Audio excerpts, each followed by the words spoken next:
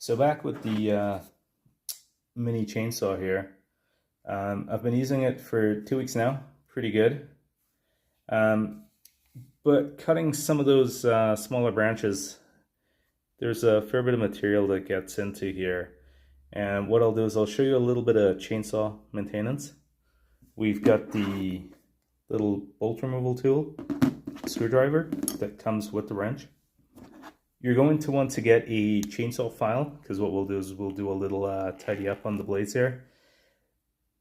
On bigger chainsaws, you can actually slide this under, but this is a very tiny tooth that's on here, so we'll actually be doing the filing from the top.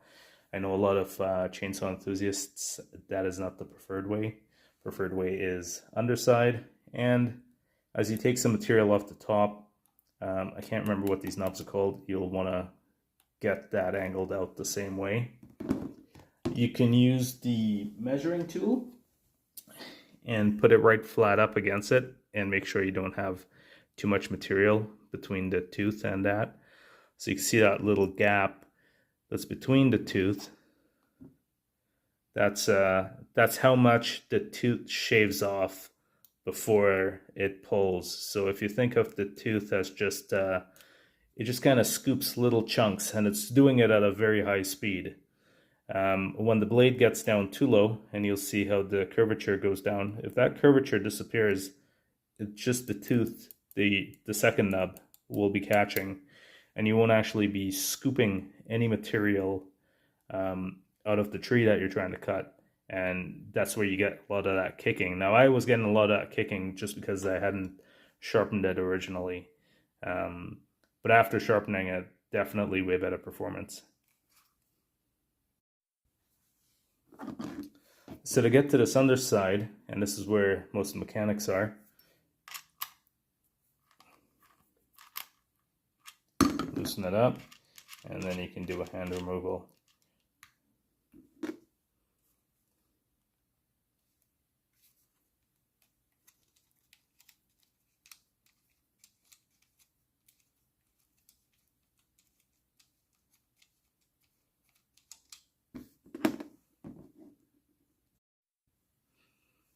With the bolt removed, you can pop this cover. If you do have a little bit of issue, you can use the screwdriver and give it a pop.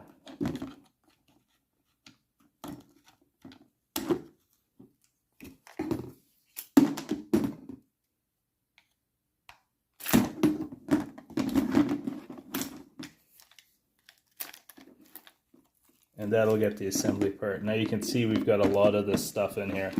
So what I'm going to do is I'm going to brush this off. If you have a painter's brush, easiest way to do it, just scoop it off. So let's get this tidied up and back in a bucket, and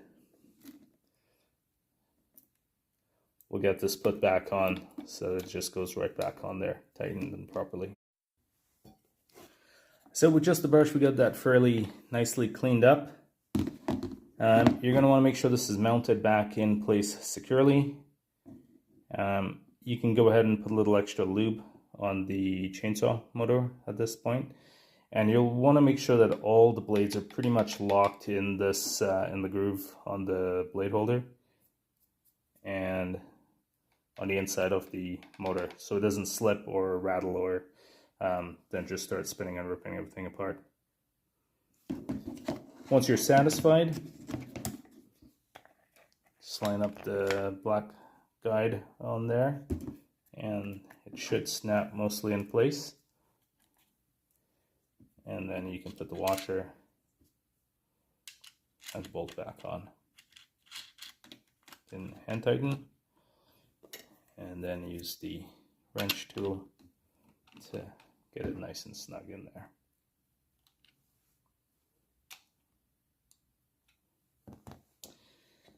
Now this other piece I thought was holding this securely with a pin, but this would probably be if we're going to open it back up, so we'll put that right back in there so we don't lose it.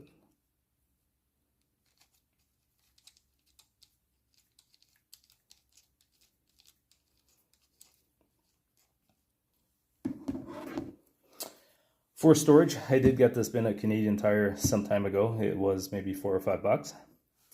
With the chainsaw, diagonal, it fits nice and snug in there, so that wasn't too bad. The file is also from Canadian Tire. This one was a discounted file. I think I got it on the return side, but mostly nice, no dents or kinks in there. And that's what we'll use to do the blade sharpening.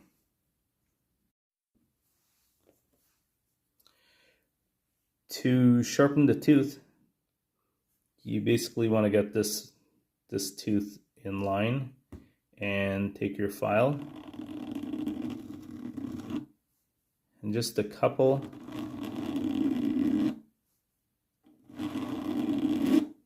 is all you really need.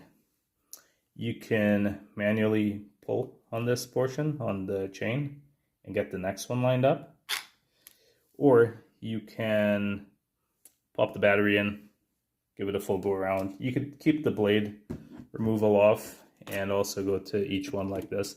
So you do have a few options. Just make sure and do it safely.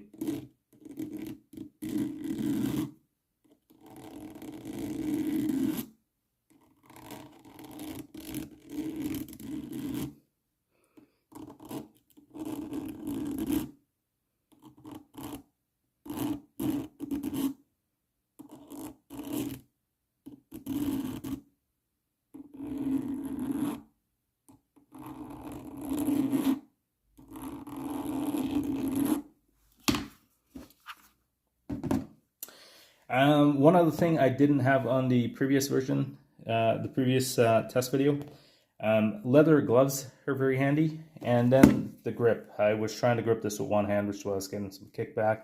A lot of people do the pistol grip, which is over the top, and you've kind of got this a little bit more firmer on there, and then you're not worrying about the kickback. You can put a little force, you can use your thumb and even press down and angle it.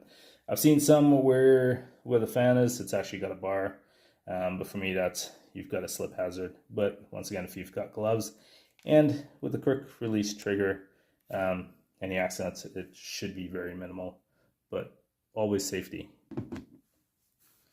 I hope you guys enjoyed the test of this mini chainsaw. I found it pretty useful for the last 2 weeks that I've used it. I've got some fairly decent pruning outside done, so I'm actually very pleasantly surprised with a cheap mini chainsaw. I can really imagine hiring a landscaper. I think they would have been a little bit more than $40.